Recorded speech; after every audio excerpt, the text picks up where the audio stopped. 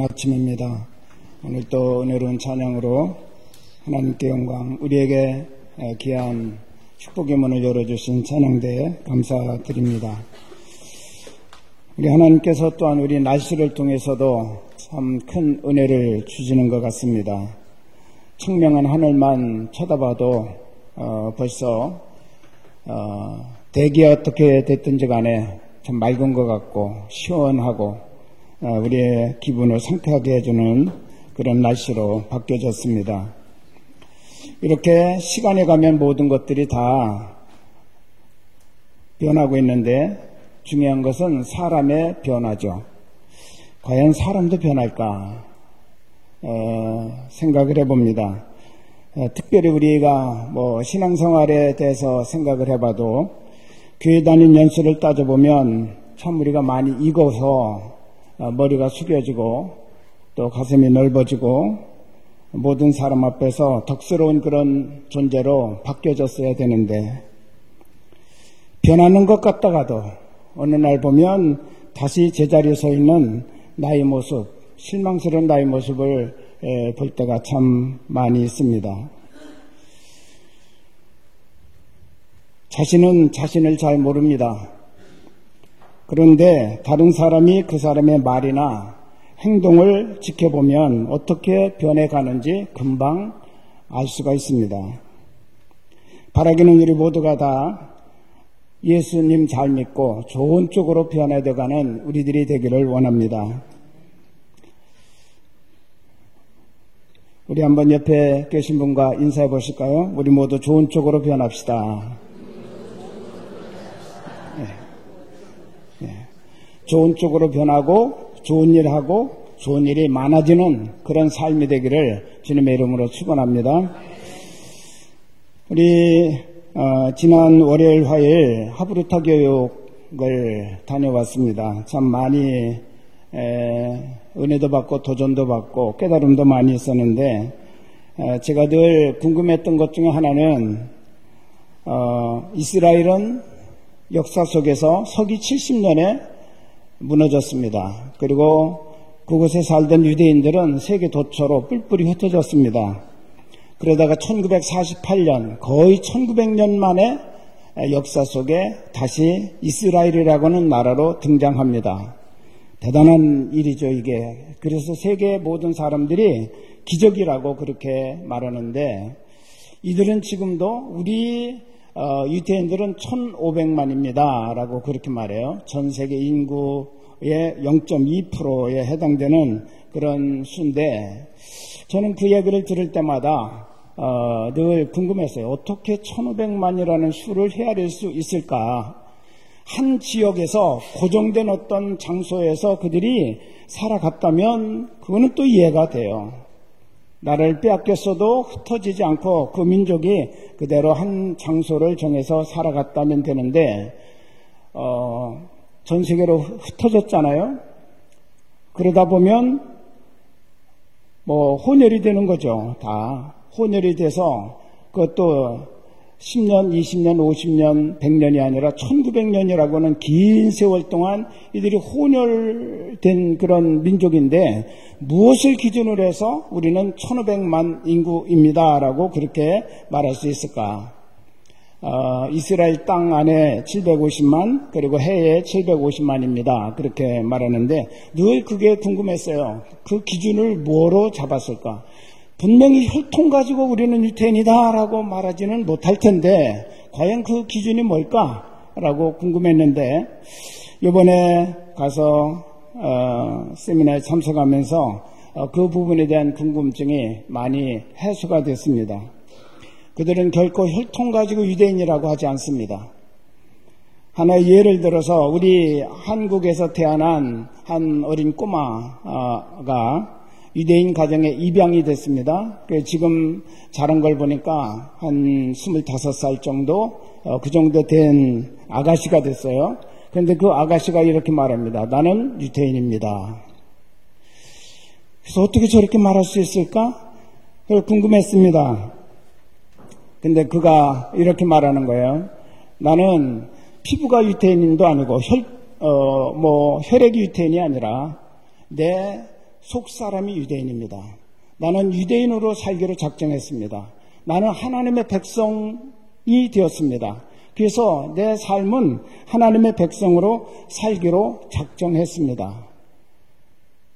그래서 그들은 하나님의 백성, 유대인으로 살기로 작정했다면 지켜야 될 것들이 몇 가지가 있어요. 첫째는 하나님 경외하는 것, 그리고 율법과 절기와 안식을 지키는 것, 그리고 자녀들을 유대인 교육 방법으로 교육시키는 것.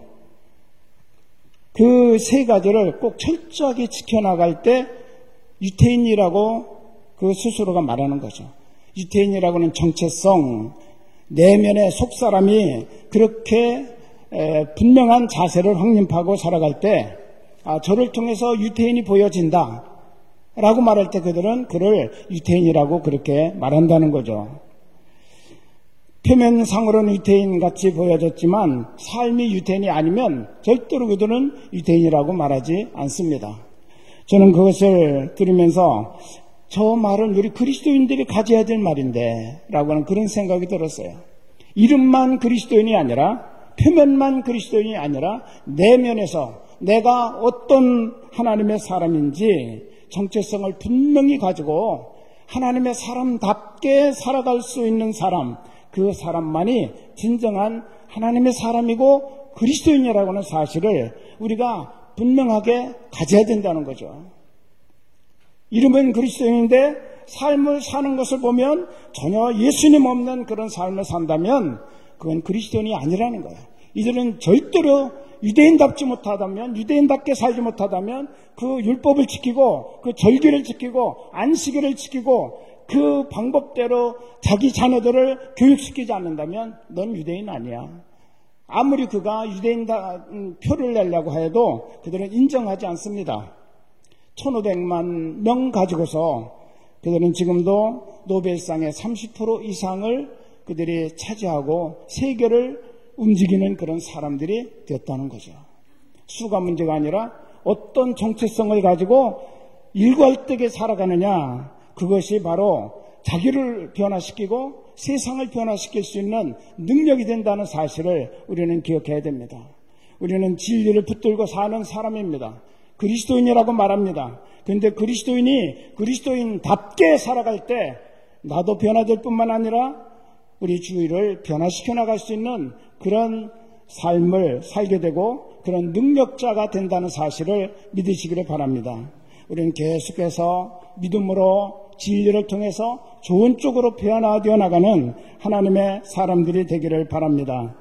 오늘 본문 이야기는 야곱이 변화된 이야기를 우리에게 전해주고 있습니다.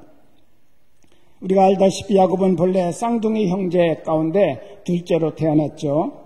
그가 태어날 때 먼저 태어나는 형의 발꿈치를 잡고 태어났다고 해서 그의 이름을 야곱이라고 그렇게 붙였습니다. 즉 야곱이라는 뜻은 발 뒤꿈치를 잡은 자다라고는 그런 뜻입니다. 그가 형의 발꿈치를 뱃속에서부터 잡은 것은 형이 되고 싶은 그 강한 욕망 때문에 그렇게 됐다라고 모든 성서학자들이 거의 대부분 그렇게 해석을 합니다. 결국 그는 살아가면서 형의 발꿈치를 잡아서 넘어뜨렸습니다. 어느 날 형을 속이고 형이 받아야 할 장자의 명분을 그가 받게 되었고 장자의 축복을 받고 형의 명분을 차지하게 되었습니다.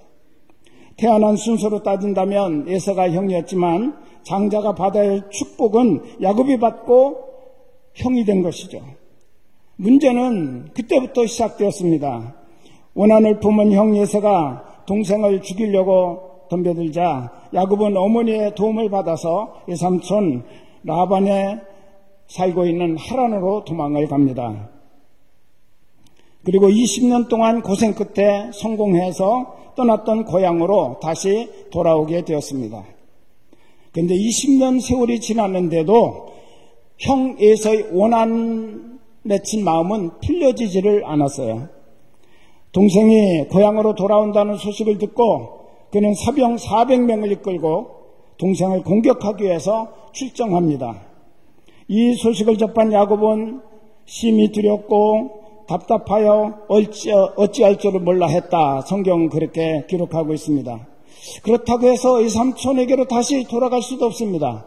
이 삼촌과도 그렇게 좋지 않은 관계 속에서 지금 헤어지고 나왔기 때문에 그렇습니다.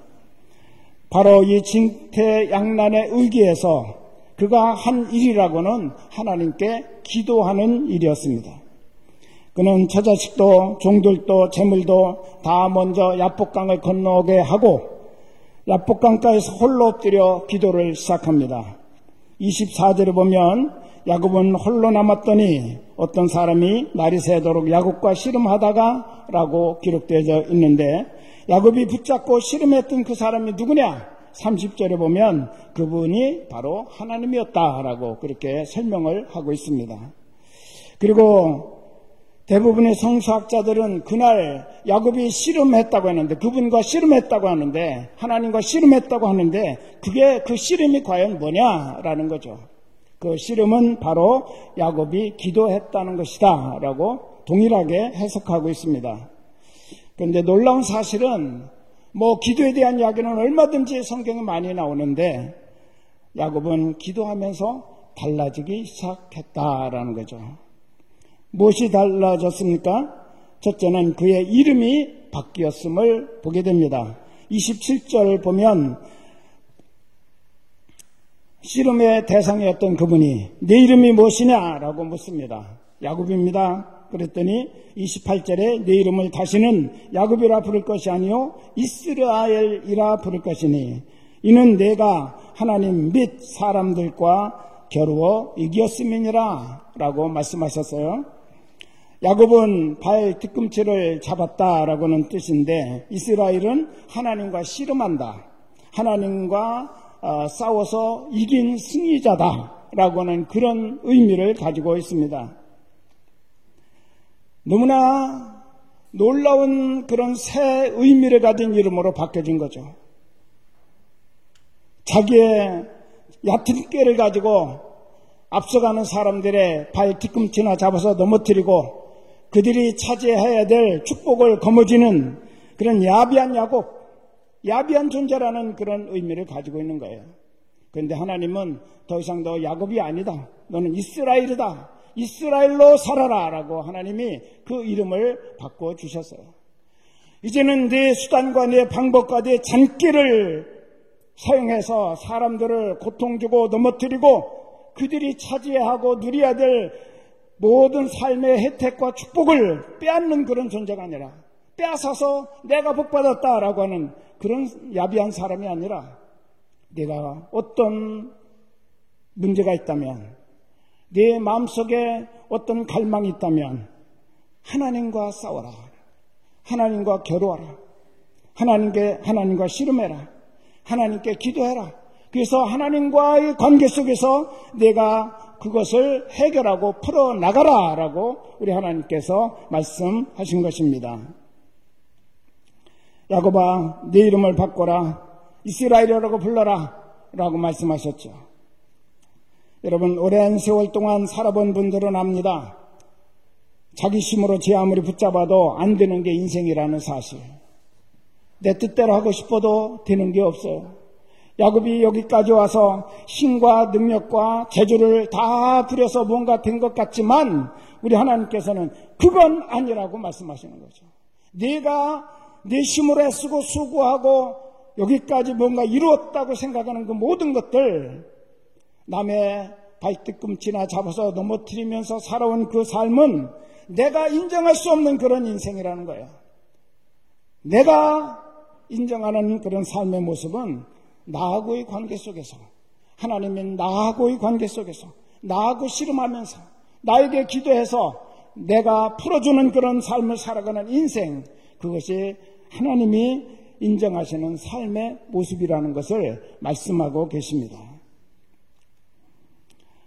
야곱의 이름을 바꾸라고 하는 그 뜻은 이런 것입니다. 야곱아 이제부턴 인생의 목적과 방법을 바꿔라. 너의 수단과 방법으로 성공을 붙잡으려 하지 말고 하나님과 대면하라. 하나님께 기도하라. 하나님과 씨름해서 승리자가 되라 라고 말씀하시는 것입니다.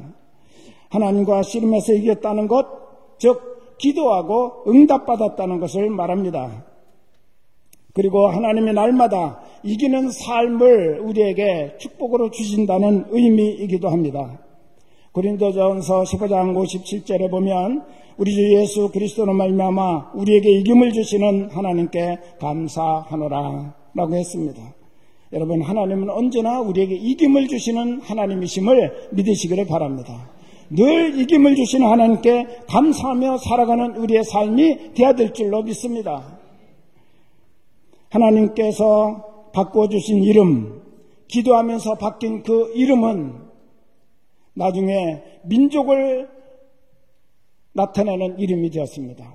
그래서 그 이후로 이스라엘 백성들이 큰 민족으로 이제 커졌을 때 그들은 이스라엘 민족이라고 하는 이름으로 불리게 되었다고 하는 거죠. 나중에는 나라를 세우니까 이스라엘 나라라고는 나라 이름까지도 야곱이 바뀌어진 그 이름을 그대로 붙여서 사용하고 있고, 수천 년이 지난 지금까지도 이스라엘이라고는 국가 이름이 그대로 존속하고 있음을 우리에게 보여주고 있습니다. 하나님이 바꿔주신 이름만이 역사에 남는 것이고, 하나님 나라에 남는 것이고, 하나님의 기억 속에 남는 것이고, 우리의 삶의 흔적으로 남게 된다는 사실을 믿으시기를 바랍니다. 내 수단과 방법을 아무리 모든 것을 이루어서 성공했다고 할지라도 그것은 나에게는 남는 이름일지 모르지만 하나님에게는 절대로 기억될 수 없는 이름이라고 하는 사실입니다. 이렇게 예수 믿는 사람, 기도하는 사람은 이름이 변하고 생각이 변하고 삶이 변하는 그런 존재가 되어야 합니다. 두 번째로는 기도하면서 야곱이 태도가 달라졌다는 것입니다. 태도가. 이제 한 장 넘어가서 33장을 보시면 33장 8절 이하에 보면 야곱이 자기 형을 부르는 호칭이 달라졌어요. 거기 보면 형 에서를 주라고 그렇게 5번이나 부르고 있음을 보게 됩니다. 놀라운 태도 변화 아닙니까? 넘어뜨리고 짓밟으려고 했던 그 형을 주라고 극존칭을 써서 부르는 야곱의 태도는 정말 놀라운 변화를 우리에게 보여주고 있다는 것이죠. 원래 야곱은 형의 주가 되려고 자기가 시도를 했던 것입니다. 그래서 형을 속이고 큰아들이 명분을 사고 축복을 받을 만큼 야곱은 동생으로 태어난 것이 한맺힌 사람이었어요. 그래서 어떻게 하든지 형을 넘어뜨리고 자기가 형의 주인이 되려고, 주가 되려고 했던 사람이에요. 그런 그가 기도하면서 변화되기 시작을 합니다. 형님을 20년 만에 만나자 내 주께 라면서 형님을 아주 극존칭으로 높여주기 시작을 했다는 것입니다. 여러분, 기도하면 사람이 겸손해집니다. 제대로 기도하면 사람은 언제나 자기를 낮추게 되어져 있습니다. 창세기 33장 요 다음 장 3절을 보면 야곱이 에서 앞에서 7번 땅에 엎드려 절했다라고 그렇게 말합니다. 7번이나 땅에 엎드려서 절했다는 거예요. 완전히 자기를 꺾은 것입니다. 우리 주님은 자기를 낮추는 사람을 기뻐하십니다. 야고보서 4장 6절 하나님이 교만한 자를 물리치시고 겸손한 자에게 은혜를 주신다 하였느니라 라고 말씀하셨습니다. 여러분, 우리가 기도할 때 겸손한 자로 자기를 낮출 수 있는 사람이 됩니다. 그러면 하나님의 더 큰 은혜를 심느게 된다는 거예요. 야곱처럼 기도하고 낮아져야 합니다. 마음을 비고 나 자신을 낮춰야 합니다. 그리하면 하나님이 나를 높이실 것입니다. 내 스스로가 나를 높이려고 하면 하나님은 끌어내리십니다. 교만한 자는 물리쳐버리시기 때문입니다. 그러나 하나님 앞에 스스로를 자꾸 낮추고 무릎을 꿇다 보면 하나님이 그를 높여주시는 거예요. 또 한 가지 보면 상대방 에서도 바뀌어졌다는 것입니다. 에서. 33장 4절을 보면 에서가 달려와서 그를 맞이하여 안고 목을 어긋 맞추어 그와 입 맞추고 서로 우니라 라고 말씀했습니다. 동생을 죽이겠다고 20년간 칼 갈던 에서, 400명 장정들을 훈련시키고 준비했던 에서, 야곱이 이제 돌아온다는 소식을 듣고 그들을 동원해가지고 쫓아왔던 에서, 그 에서가 어떻게 동생을 만나자 달려와서 껴안고 입 맞추고 대성통곡하면서 20년 만에 만나지 못했던 형제를 만난 그 감격을 그때 누릴 수 있었겠습니까? 고난을 20년 동안 칼갈이로 준비했던 그가 하루아침에 이렇게 변화된다는 것은 다른 방법으로는 불가능하죠. 오직 야곱이 목숨 걸고 하나님께 기도했기 때문에, 하나님이 에서의 마음을 만지셨기 때문에 이것은 가능한 사건이었음을 믿으시기를 바랍니다. 내가 기도하면 먼저 내가 변합니다. 야곱이 기도했더니 하나님이 누구부터 변화시켰어요? 야곱을 먼저 변화시킨 거예요. 여러분, 우리가 기도할 때 대부분 어떤 기도를 드립니까? 하나님, 환경 변화시켜 주세요. 아무개의 마음 바꿔주세요. 내 입맛에 맞게 그가 나에게 대응하도록 그를 변화시켜 주세요. 우리가 보통 그렇게 기도하잖아요. 그런데 하나님은 그거를 원치 않습니다. 기도하는 당사자를 먼저 변화시키시기를 원하신다는 거예요. 내가 기도하면 먼저 내가 변합니다. 내가 변하면 따라서 다른 사람도 하나님이 변화시켜 주신다는 사실입니다. 이것이 바로 기도의 공식이고 변화의 절차임을 잊지 마시길 바랍니다. 그런데 우리는 이런 하나님이 주신 기도의 공식을 잊어버린 채 꼭 기도하면 남이 바뀌어지기를, 나는 아니에요, 나는 그대로예요, 변하기를 싫어요, 환경이 바뀌어지기를, 그렇게 기도할 때가 너무나 많다는 거죠. 자, 우리 한번 같이 하실까요? 내가 변하면 네가 변하고, 네가 변하면 우리가 변한다. 할렐루야. 예, 변화의 시작은 누구로부터? 나로부터예요. 기도하면서 변화되는 것은 다른 종교 기도와는 전혀 다른 모습이죠. 여러분, 미신 섬기는 사람들도 기도하잖아요. 정한수를 떠놓고 정말 찬물에 그냥 목욕 재개하고, 그리고 이른 새벽에 일어나서 손이 다 달아 없어질 정도로 막 빌어대면서 기도합니다. 그런데 그들의 기도를 우리가 보면 나의 변화를 위해서 기도하는 건 한 번도 없어요. 다 상대방이 변화되고 환경이 내 입맛에 맞도록 변화되기를 구하는 거죠. 그런데 놀랍게도 성경의 가르치는 기도는 먼저 기도하는 내가 변화된다는 것을 말씀하고 있습니다. 기도의 능력은 다른 사람이나 환경이 아닌 바로 나 자신을 변화시키는 것이다 라는 사실을 잊지 마시기를 바랍니다. 그리고 내가 변하면 나를 통해서 우리의 가정, 또 우리 사회, 그리고 국가를 하나님이 변화시킨다는 사실도 우리는 기억해야 됩니다. 여러분, 꼭 변화되어야 될 가족들이 있습니까? 꼭 변화되어야 될 친구나 이웃이 있습니까? 또 우리 교회가 변화되기를 원하는 그런 부분이 있습니까? 그렇다면 그 변화를 위해서 먼저 기도하지 마시고 나의 변화를 위해서 여러분 기도하시기 바랍니다. 내 자식이 변화되기를 원한다면 먼저 나의 변화를 위해서 기도해야 돼요.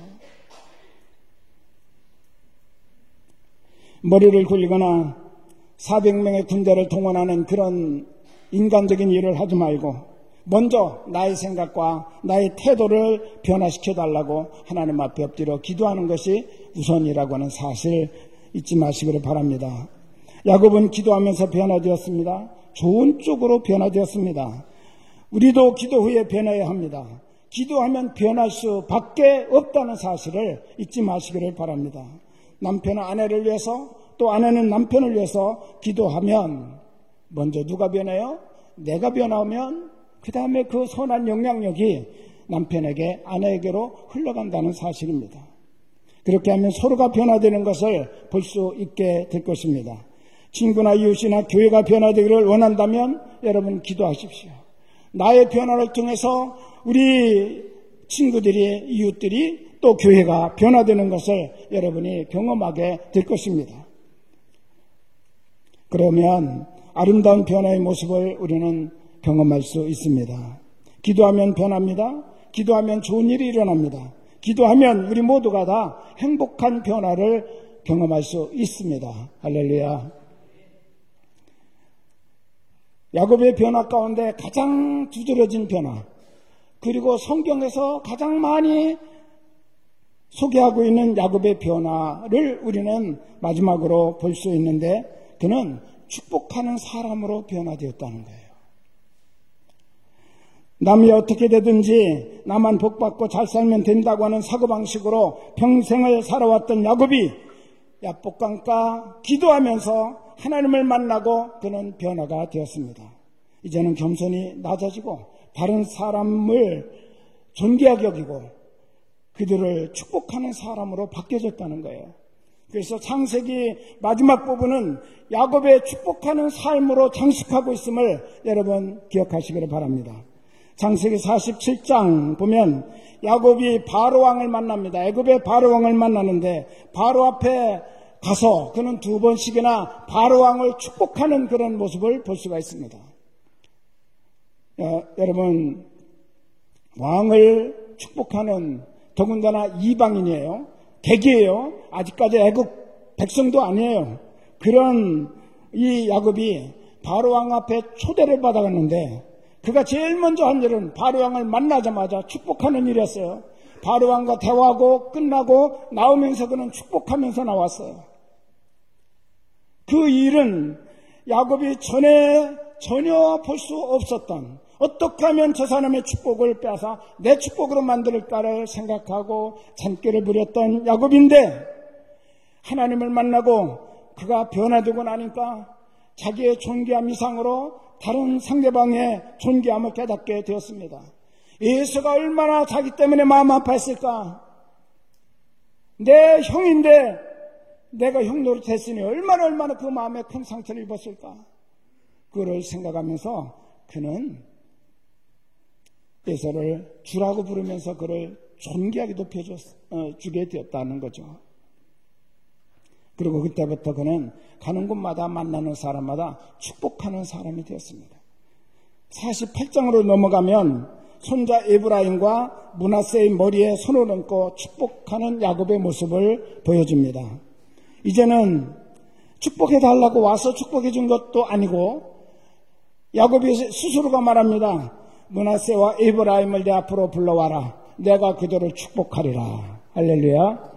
이제는 스스로가 자청해서 사람들을 축복하는 그런 야곱으로 바뀌어졌다는 거예요.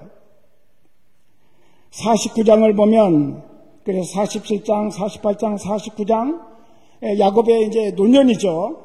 12아들을 불러놓고 각 사람의 분량대로 마음껏 축복했다라고 그렇게 말합니다. 그리고 50장에서 야곱은 하나님의 부름을 받고 세상을 떠납니다. 그의 마지막 생애는 전부 하나님이 보시기에 아름다운 삶이었어요. 야, 네가 어쩌면 그렇게 축복을 뺏지 못해서 안 달아든 내가 축복하는 사람으로 바뀌어졌니?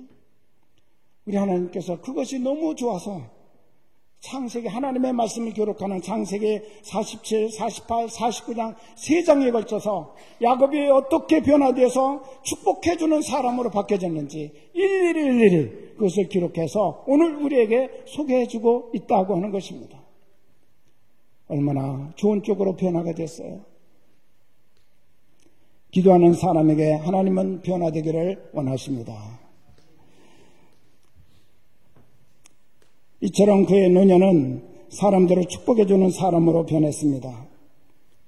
믿음의 사람들은 나이가 들수록 마음의 여유를 가지고 다른 사람들을 이해하고 포용하고 용서하고 칭찬하고 격려하고 축복하는 덕스러운 모습을 보여야 합니다.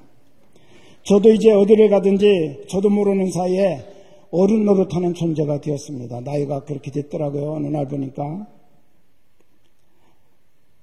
그래서 어느 날부터 기도했습니다. 하나님, 어른 노릇 잘하려면 어떻게 해야 되나요? 진짜 그렇게 기도했어요. 어른이 그냥 나이가 들어서 어른도 아니고 괜히 큰소리치며 간섭한다, 그게 어른이 아니잖아요. 어른 노릇을 잘해야 돼서 우리 밑에 있는 사람들이 정말 뭔가 마음을 열고 받아들이고 귀담아 들어주고 따라주고 하는 그런 어른이 돼야 되는데 이게 쉬운 게 아니더라고요. 주변에서도 보면 어른으로 단다고 간섭하는 말을 많이 하면 잔소리로 생각하지 그것을 교훈이라고 받아들이는 경우는 많지 않더라고요. 더군다나 주머니 닫아놓고 말로만 간섭하려고 하고 잔소리하면 결국은 푸대접을 받더라고요. 여러분, 어른들을 잘 여러분이 공경해야 되는데 어른들이 주머니를 좀 열 수 있도록 여러분이 좀 두둑하게 드려야 됩니다. 주머니 못 열으면 자꾸 그분이 하는 소리가 잔소리처럼 들리는데 손자 손녀들한테도 용돈도 좀 넉넉하게 줘가면서 말하면 교훈으로 받아들여요. 그런데 그런 것 없이 맨손으로 말만 하려고 그러면 잔소리를 들어요. 안 들어요. 그래서 저는 여러 번 겪으면서 깨달았어요. 말은 적게 하되 격려하고 긍정적인 말을 하고 지갑은 넓게 열자. 근데 이게 쉬운 건 아니에요. 지갑을 맨날 넓게 열으려고 하다 보니까 이게 만만치 않아요. 그렇지만 그렇게 노력해보려고 노력을 합니다. 사랑하는 여러분, 정말 우리는 기도하면 변합니다. 겸손하게 나를 낮추고 상대방의 가치를 높여줄 때 나의 변화는 또 다른 변화의 물결을 일으켜서 덕을 세워나가고 아름다운 삶을 만들어 나가는 놀라운 역사가 일어나게 될 것입니다. 여러분, 축복의 사람으로 좋은 쪽으로 변화되어 나가는 우리 가난한 성도들이 되시기를 우리 주님의 이름으로 축원합니다. 우리의 결국은 서로 축복해 주는 거예요.